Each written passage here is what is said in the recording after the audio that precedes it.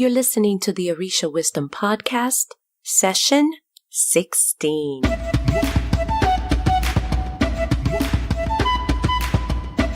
Welcome to the Orisha Wisdom Podcast, where positivity and spirituality create an enhanced life's journey with the wisdom of Ifa and Orisha.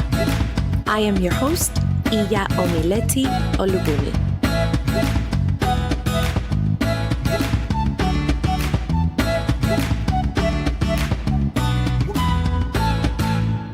Welcome to another episode of the Orisha Wisdom Podcast. I am excited to have you with me today.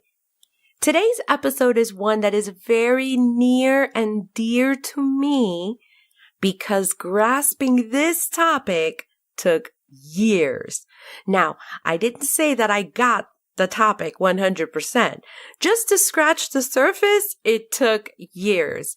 And even when I thought I had it, there's so much more to learn. Oh my goodness. Well, let's get started and then I'll let you know what we're going to be diving into today. So when folks get started in our traditions, this is what we hear. People want to know who their Orisha is, when they are getting initiated, how they can make an Orisha shrine and how to pray to it, when they will get ilekes, what are their warriors and if they can get them today, when will they mount an egung, when are they going to mount an Orisha, when, what, how, when, what, how. That is basically what we hear.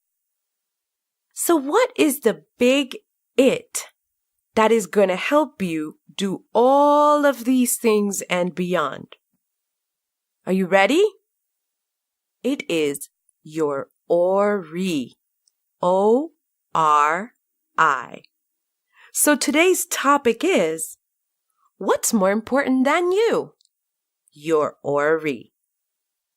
So what is it? What is this Ori? It is your highest self, your own personal Orisha. Yes, you heard correctly. For those of you who have been dying to connect with Orisha, listen up, because this is a super great start and you will beat out those who rush without a plan. Ori is your essence, you in your truest of truest forms. Because I like stories, I'm going to put this in a story-like way, which is great for a child to understand because it's a lot more fun than doing all the serious stuff that you may find on Ori. Back in some time ago, you were in Orun, and you got an appointment with Orunmila to get a reading with Ifa. And your time came up and you showed up on time. Of course, you would never deem to be late with the great Orunmila. And you got a reading then and there and made some decisions. You decided your destiny. You made agreements of what you needed to do and what you needed to work on in this lifetime, because now you have to plan. You're coming back to Earth, or you're coming down to Earth, and you need to make some plans. Your life's path was agreed upon that day. And then you paid Orunmila, you thanked him for his time, and then, you went on your way. You decided who would be your mom and dad, and you waited a bit, of course. And when you got your chance, down you went to Earth. Now this is where it gets a little bit tricky. Your link to your essence was left behind in Orun, in heaven, watching over you and looking to keep you on course of what you guys planned so that you can reach your destiny quickly and efficiently. So the time finally arrives and you make the journey to Earth, and the oddest thing happens. You are ready to be born. And so place in here your birth specifics. It was, 10 hours of labor and blah, blah, blah, or a C-section or whatever it is. And now you are a baby. And guess what? Besides the fact that you're truly cute, you forgot everything that you agreed to in heaven. Everything. You don't know who you are, what you've come here to do, what you will become, nothing. Your Ibeji in heaven is now like, oh my God, I have to reach you down there. I don't know how. Can you hear me? Hello, can you hear me? So from heaven, a portion of your Ori is connected to your head.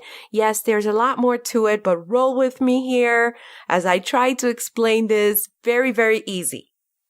So this is where you begin as a child to notice the little struggles in your mind, and half the time you shrug it off.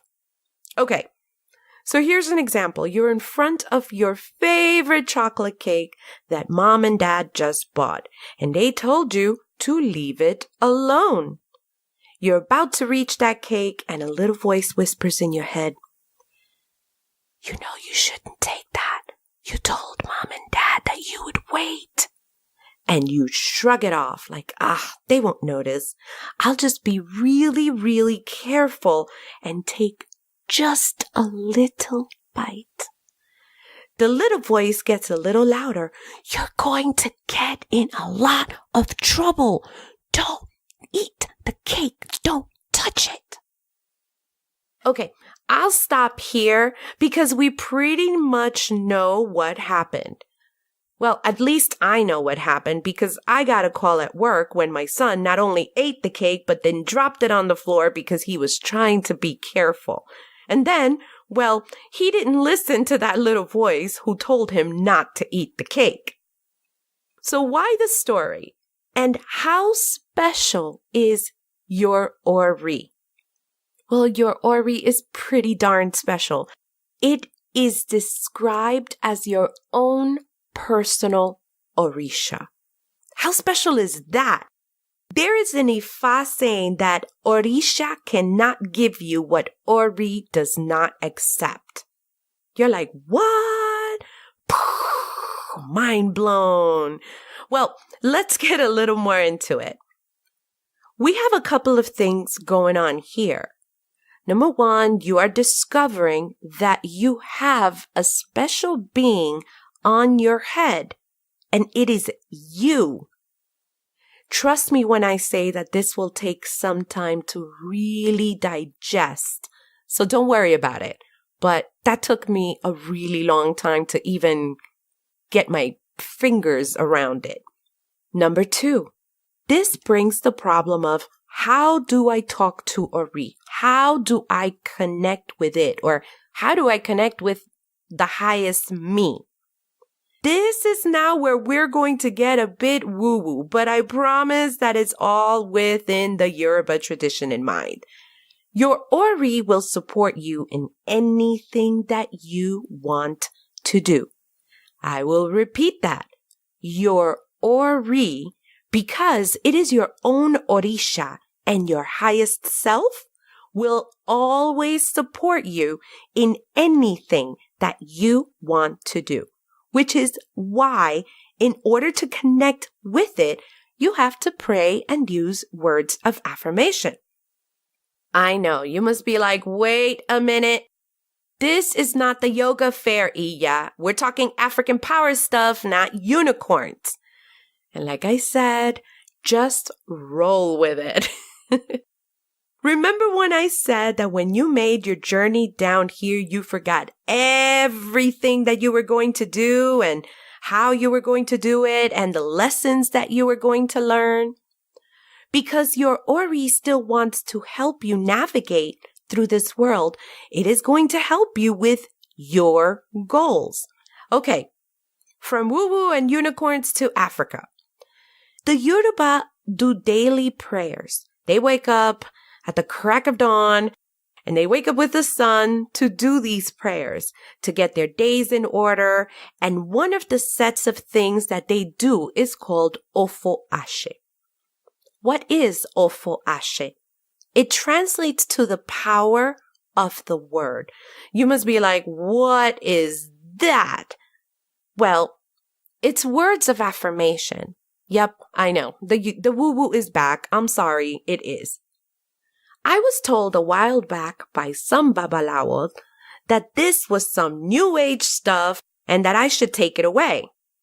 I remember telling him that if he's an awo, he should know that ofoashe is not new, and any babalawo should be practicing this every day. Well, I never heard from him again. The truth is, if you look around, many new woo-woo, new age, new discovery is not new at all. It is important to begin to establish a connection with your Ori and begin to align with it so that you can go to wherever it is that you need to go to. Here is an example. Now, I know that I have this thing called Ori and that it helps me, right? Going to give you some point of thought to watch it work. Some you may relate to, or you may know someone that it has happened to so that you can kind of relate to it. You are a single woman. You would like to have a nice man with you. You have been meeting some not so cool men. They play video games all day long. They do not have a stable job. They don't even know what a job is. They have 5 kids from 5 different women.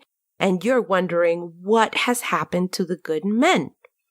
So this is the gist of what you normally say, not only online, but to anyone who will listen to you. Men are horrible these days. There are no more good men left. Men don't know how to treat women these days. That's why women are superior species, and I'd rather be single than dealing with men like these. That is why I work and I got my act together. They don't know how to get it together, and they never will. Now, you'd think that your Ori would be like, "Oh, my good and pretty lady, let's find you a great man." But in reality, that is not what you said. You said that there are not any good men left, and that you are much better than they are as a species, and that you would much rather be single than deal with any one of these things called men. So guess what? Your Ori not only heard you, but will map out how you will continue to meet these men. You're like, but why? It should have listened to me and known that I am just unhappy with the man pool that I've recently been in touch with and that I need a better man. But that's not how it works. If you want something that Ori needs to help you with, you have to give it instructions by using the power of your words. For example, I am with a faithful and hardworking man, and my Ori makes it so. Or, I am grateful for my marriage to an educated man who loves to read philosophy books with me on the weekend in the park by the lake. Or, I am a happy wife next to a spiritual man who is a great father, loves to spend time with me and the kids, and my Ori makes it so. Now, do you see what happened? These statements are more like they are already true or they've already happened. Remember that I said that we have to connect with Ori and align to it? The power and the frequency of our words is what makes this happen. Now, we can get super deep, but because this is a short podcast, I am going to move on to connecting with Ori. Here's a question that I get often. How do I know that I'm speaking with Ori? I had heard of this Ori stuff for years. And because I was told to, I would get head rogations and other offerings to the Ori when it was mandated by a reading. But frankly, I just went through the motions. If I were to tell you that I connected right off the gate, I'd be lying to you. I had no clue. I understood the words. I understand what it means, but I had no idea what it meant to me. The way to describe Ori speaking with you is when another voice who sounds just like you makes itself known, and you know this isn't your normal thought. I told you that we were going to get woo-woo, but in the Africanist way. Your Ori we've already established that it's a little voice sounding like you who is helping you out in your journey. It's always there. But when you choose to ignore it, the next time it speaks to you, it's like the frequency is off a little bit and the volume is lower. So you can't really hear what it has to say. Next time that you want that piece of cake again and mom and dad are not watching, Ori is like, no, remember what happened last time? You're going to get in trouble. You're going to make another mess. You might not even hear it. You know what I mean? Back to connecting. How do you connect? Here are some useful strategies. I got 4 of them and just a couple of tidbits right after it. 1. Daily words of affirmation. Put Ofo Ashe, the power of your word, into play first thing in the morning, and it's useful to also do it at night, right before you go to bed. So you are prepping your mind for the day and you're prepping your mind for sleep, and now it knows it's basically going to be a cycle of what you need and what Ori needs to help you with. Number 2, prayers. Just to develop and strengthen your Ori. If you're working with a priest, ask for some. Do not get them in Yoruba unless you are a priest. You should get them in the language that you are fluent in so that you can connect with the words that you're saying. Number 3, meditation with your Ori. This one can be a little uncomfortable because you have to be quiet, listening, and it can be a little messy. Number 4, spiritual work to strengthen your Ori. You need a priest for that. This one you cannot do on your own, but find a priest. But at least you can do the other 3. Why Ori work? Because if you don't get this part in order, your decisions might be a bit skewed. And then you might shift further and further away from your destiny. So this is why Ori work is super important. Question. Doesn't my Ori know where I am going and should take me there? Answer.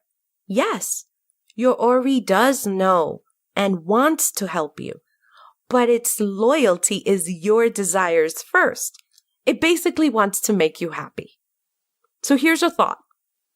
I'm going to use a bit of a drastic example just to make the point.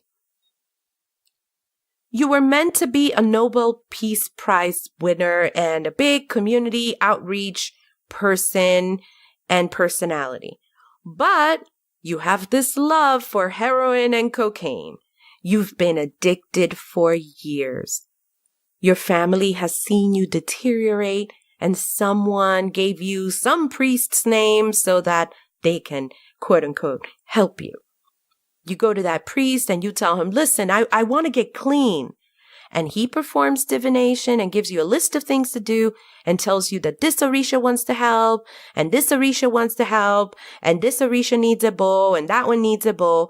And okay, what do you do now? You run out and you get the stuff and then you get a little bit of drugs because you had some money left over. You're like, I'll quit tomorrow. With that action and with those words, you told your Ori that this is not important to you and it will not be. Your words backed up with action will tell your Ori what you want. And it will put you in situations where you need to be for the primary goal that you told your Ori. I know, it takes a bit to digest. I got you. Now, if you would have yelled into a pillow, I want to be clean, I want to be clean, I want to be clean, and you flushed what you had down the toilet, then a few scenarios may have happened to take you where you needed to get clean. Let's see.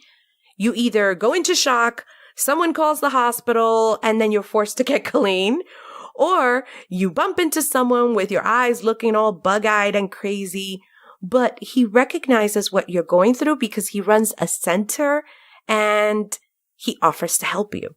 The roads that your Ori can map out are infinite and amazing.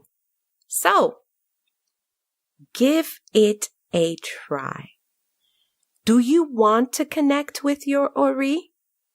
Try these affirmations. I know that if you're part of the community, I'm sure you've heard me speak about them, the Ori affirmations, and they will be at the show notes. But if you can remember this right now, just go to www.orishawisdom.com/Ori, and that's ORI, and print them. Carve out time to get to know them and spend time on a daily basis with them. Spend the time to meditate alone with your Ori. Try to see what thoughts come to mind. Either write them down as they come or record your sessions and then go back to revisit. If you have someone, a responsible priest or priestess to work with who is knowledgeable in working with Ori, and I don't mean just a rogation that is done once or twice a year or something that is just a common rogation that is done for everybody, just somebody who really knows how to work with Ori, I suggest that you spend as much time as you can with him or her to work with you to develop your connection with your Ori. I know that there is much more to Ori. There are different Ori levels. There's Ori, Nu. There's so many, but this podcast is one to get someone who is unfamiliar with Ori or maybe has heard of it, just can't get some things right to start today. If you are unsure of where you need to be in life, then work with your Ori. If you are not happy where you are in your life, then work with your Ori. If you are happy where you are in your life, then work with your Ori so that you can continue to go where you need to go. If you want to find a good godparent, then you work with your Ori. If you want to be at your highest spiritualness, then you work with your Ori. If you want to make good choices, then you work with your Ori. This is such an important, lengthy, and really hard step to make with a lot of inner work. But if you take the time to work with your Ori, then there will not be a question on picking a good godparent or picking a good husband, picking a good wife, picking a good business partner. It will just not even be a question. You know that you are on the road and you've been making great choices because you will know how to make good choices. And this is priceless. You will avoid so many problems and lost time and lost money if you just choose wisely here. It will not matter if you want to connect with the Virgin of the Tomatoes to find out if she is your head Orisha, because although that may be true, you might wind up in the wrong spiritual house for you and are now led into the wrong rabbit hole for your journey. Your Ori is a huge part of your spiritual foundation. And the beauty of this is that you do not need to be initiated into anything to work with your Ori. You were born with your own Orisha. By learning to connect with your Ori, you will unlock a very powerful tool to helping you navigate through life and your spiritual journey. As we say on our Egbe often, thank you, Ifa, for the saying, may your Ori take you to where your destiny lies. We've reached the end of this episode of the Orisha Wisdom Podcast. Thank you so much for hanging out with me and sharing some of your time. For show notes, go to www.orishawisdom.com/session 16. In there, I will list all of the resources mentioned here on this podcast episode. And also, for this week and maybe next week as well, we are going to be discussing Ori quite a bit in our Facebook group. If you want to join us there, go to facebook.com/groups/Orisha Wisdom, or just look up Orisha Wisdom when you're searching for groups on Facebook and request access. Please respond to all of the 3 questions that are asked to be considered. And we hope to have a really good discussion that will help you grow spiritually. For now, may the elevated ancestors and all Orisha bless you immensely. Odabo! Thank you for listening to the Orisha Wisdom Podcast. Be sure to check out the show notes at orishawisdom.com/podcast. Can't get enough of Orisha Wisdom? Check us out at orishawisdom.com and subscribe to our community. Remember, the wisdom of Ifa and Orisha is all around us. Be blessed, and until next time.